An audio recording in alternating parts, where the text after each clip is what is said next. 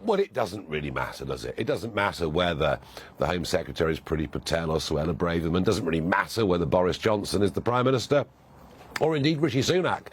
They keep telling us they're going to stop the boats, and I keep saying they will not, on their current trajectory, do anything like that. And indeed Labour have pretty much nothing to offer either. Well, today looks like it'll be the biggest day of crossings over the Channel this year, with possibly much more to come this week. To give us an absolutely full report on chaos in the Channel, I'm joined by GB News' own Mark White. Mark, good evening. Give us a rundown, please, of today's chaos.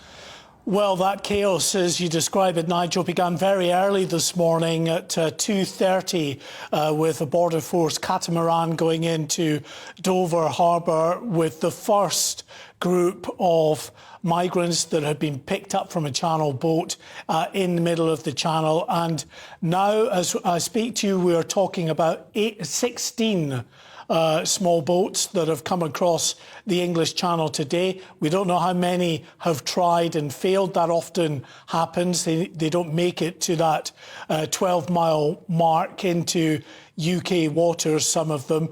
But 16, we believe, have made it today, with 800 migrants in total. Now, that would beat, if that is borne out overnight, that would beat the previous figure set on the 10th of August of 755 people who crossed the Channel in a single day. So that would beat that total for this year so far. And you're right, Nigel, that coming up to this week, we are expecting a run of what Border Force describe as red days. In other words, it's its own internal red alert mechanism to ensure that they have enough resources and are prepared for very significant days of small boat activity. It's not going to be as good tomorrow as it was today, but when we get into Wednesday and Thursday, I'm told that winds will be very light indeed, to the point where we are expecting very significant numbers to cross the Channel.